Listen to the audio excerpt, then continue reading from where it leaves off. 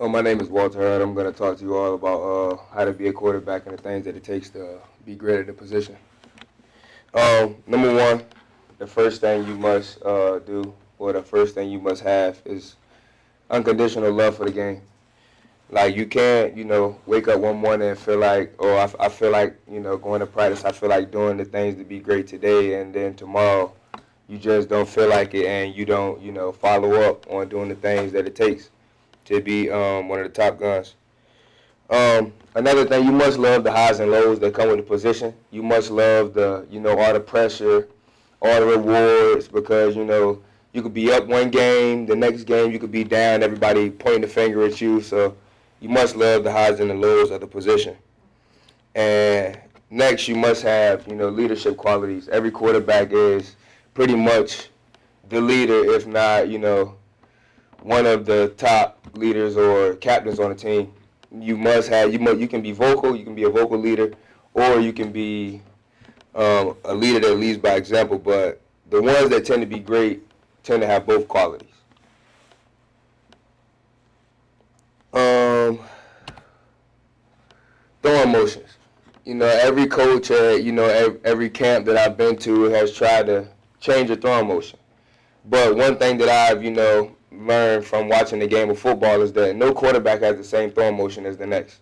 Every quarterback has a different throwing motion, whether it's like Peyton Manning or my idol Cam Newton or one of the arguably the best quarterbacks that ever played the game, Brett Favre. You can see like they all have a different throwing motion, and they all get the job done the same way. If not, some do it better than others.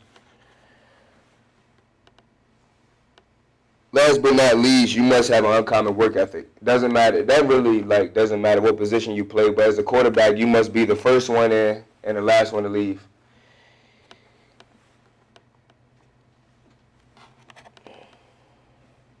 The longer you play this position, the more complicated it get. That's one thing that I've definitely figured out. Starting from Pop Warner, you could be, a guy that just hands the ball off most of the time because in Pop Warner they don't really throw the ball. But as you get to middle school, you start throwing the ball, and then once you get into high school, depending on what offense you want, things get complex. And when that happens, you must learn the coverages, the schemes, the defensive side more than just focusing on the offensive side of the ball.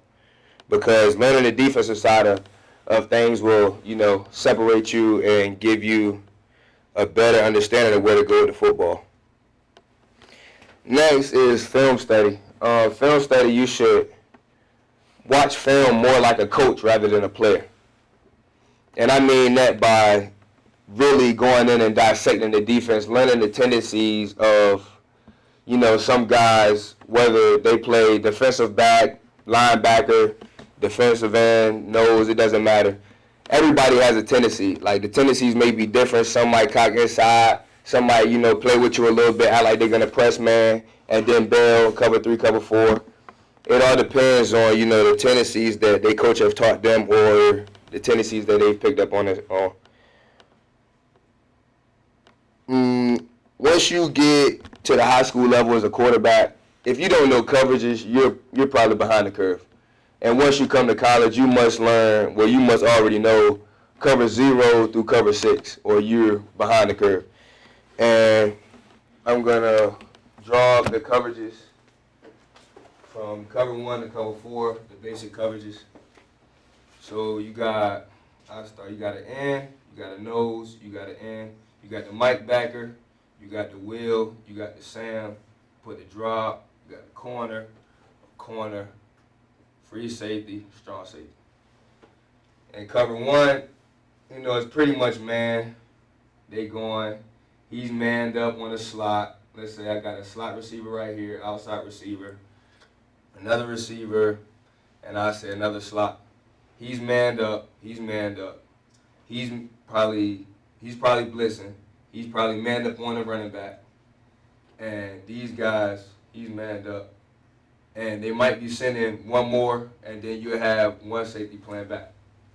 And so cover 2 that's real basic. Probably one of the first coverages a defense is taught.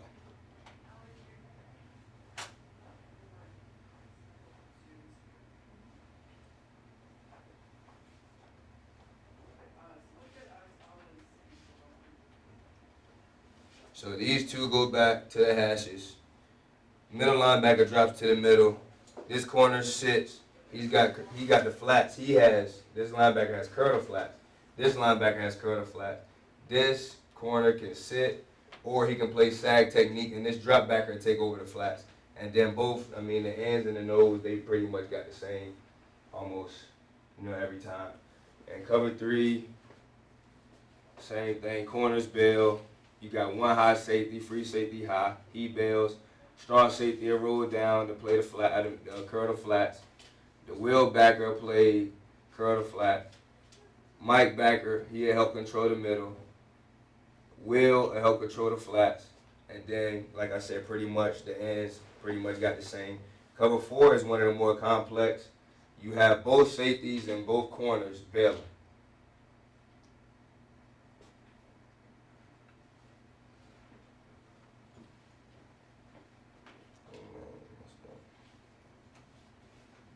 Then you got the interior, but this guy get out curl flat, this guy get out, and this guy help control the middle.